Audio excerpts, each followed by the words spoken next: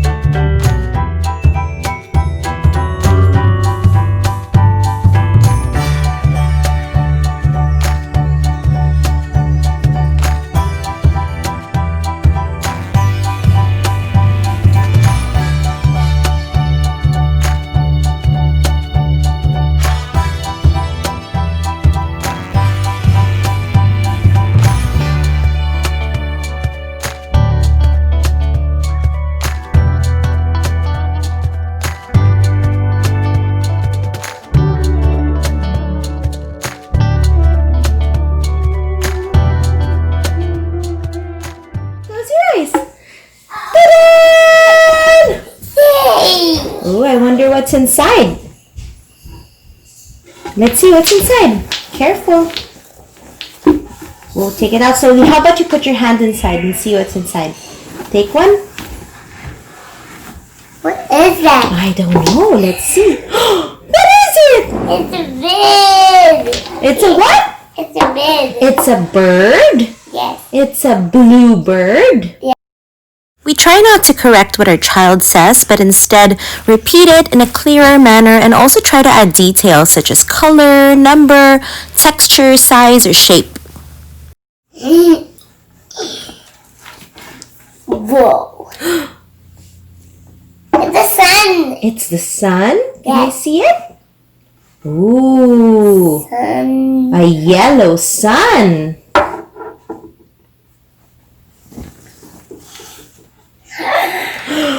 Butterfly. Butterfly! Do you know what color the butterfly's wings are? Purple. Are they purple? Yes. Sometimes we supply the details, but other times we can ask our child questions such as what color it is, how many objects there are, or simply ask your child to describe the object. It's a spider. What is it? It's a spider. Is it a spider? No, What is it? it's a flower. It's a flower. How many flowers do you see? One. Just one flower. I see one flower. Like a spider. Can I see the spider? Oh, you're right. It's a spider. Yeah. How many legs does the spider have, Raphael? More. It has a lot of legs. Yeah. Would you like to count the legs? Yes. 1, 2. We also refrain from correcting. So earlier you saw Raphael call the flower a spider. Instead of saying, "That's not a spider," I just prompted him to take a second look to see if he could name the object correctly. Also, when I asked him to count the spider legs, he said more. Instead of saying, "No, Raphael, not more," I just rephrased it and said, "Oh, you mean it has a lot of legs?" Caterpillar. Is it a caterpillar? Yes. Oh, you're right. It is a caterpillar. Do you like Mommy's surprise? Yes. Yes. What can you tell me about the caterpillar, Elle? It's moving. Is it moving? Where is it going to? Going his home. He's going to his room? Yeah. What will he do in his room? The hug his stuffy. The caterpillar will hug his stuffy? Oh, how sweet. How about the bird, Elle? What can you tell me about the bird? The bird will go hug the teddy bear. The bird will go hug the teddy bear? Yes. The bird has a teddy bear? Yes. Oh, how sweet. Anything else that you see? The spider have the eagle that have the hug. The spider has an eagle to hug? Yeah. Do you mean the spider has an eagle stuffy? Yes. Oh, that must be a huge stuffy. Is it a big stuffy or a small stuffy? A big stuffy. A big stuffy! How cool is that? Encourage your child to verbalize himself more, to use a lot more words by giving a lot of prompts and asking a lot of questions. Also, be engaging, be animated. Let your voice match the words that you're saying. For example, if you want to say big, use a big voice. If you want to say small, use a tiny little voice. Yeah. You know how Mama tells you a story at night? Yeah. Would you like to try and make a story with our rocks? Yeah. Do you want to try and do that? Okay. Which rocks will you like to use for a story? This one. You want to use the spider? Yes. Okay. What else? The butterfly. The butterfly? Alright. How about one more rock? Do you want to use one more rock for our story? The flower. The flower. Oh, that's a good combination. And I want a bird. Oh, do you also want to use the bird? Yes. Okay, all right, Elle, I'm ready for your story. What is the bird going to do? What is the butterfly going to do? And how about the spider? The hug. They're going to hug? Yes. Hug! Hug! Okay, so everyone's going into a big group hug. Yeah. The spider, the butterfly, and the bird are going to have a group hug. Hi. Don't be afraid to give your child a challenge. Only this way can we see if our child is ready for the next level or if they still need a little bit of practice. Also, asking our child to tell stories is a great way for us to see how they see the world and what it is that they pick up from their environment. Is that how you hug Mama too? Yeah. How do you feel when you hug Mommy?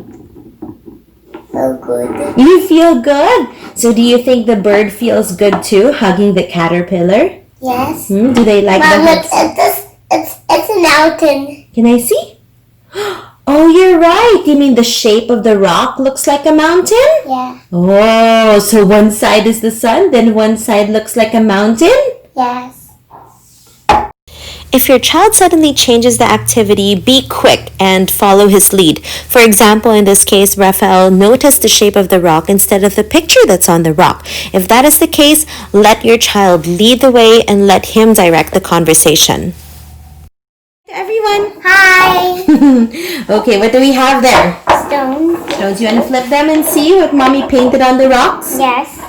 Now we try it with much older children. Renee here is 6, and what we want to do now is invite her to use her imagination and create sentences and put them together in a way that makes sense.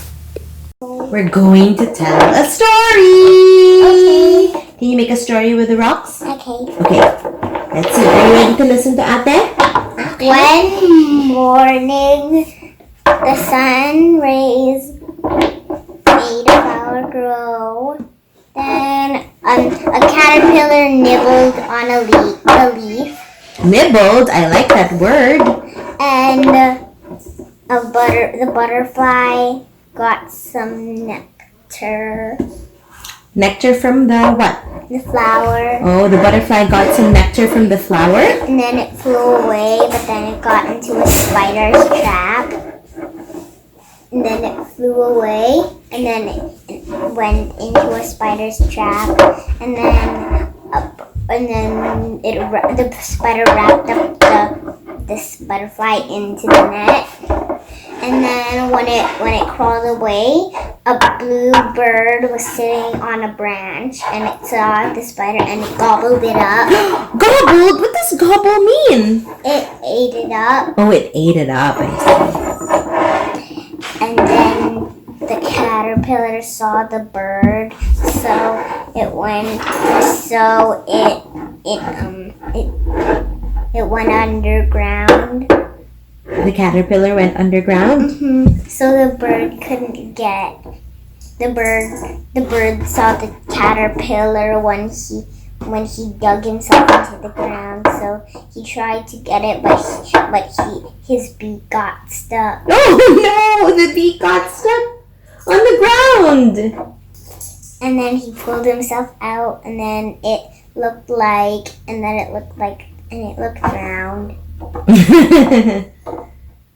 And then the caterpillar lived happily ever after. Be encouraging by being very specific. For example, here I drew attention to the words that Renee doesn't normally use in a day-to-day conversation, such as nibble and gobble. Also, if you want more details, do so by asking questions, such as when I asked Renee where the nectar came from. Remember that it's not so much about how complex the story is, but really about them having the confidence to verbalize what's in their imaginations. So there you have it. I hope you enjoyed the video as much as I enjoyed making it. I was really surprised by a lot of the things that Raphael said. As you can see, it's not only about getting them to talk, but really getting into their minds and seeing what's important to them, what's real for them, what it is that they notice about their environment. So apparently for Raphael, what's important to him are the stuffies that we have here at home. But also it was really good to hear how he thinks hugs from mom make him feel good. So it's not just about getting them to name things or to talk about the things that they see in their environment, but also to talk about their feelings and their emotions. So as I said, I make these videos not only for you parents, not only to show you how to make things and to do things with your kids, but also it's really just to support the whole family. So if something's going on and there are some things that you can't do because of time, because of work, show this video and other videos to grandparents, to older siblings, to nannies even, and really get the whole family involved in the fun of the learning. So I will see you in the next episode. And you may be so used to me saying this, but I truly mean it. Make every day your own version of extraordinary and love, love, love your family.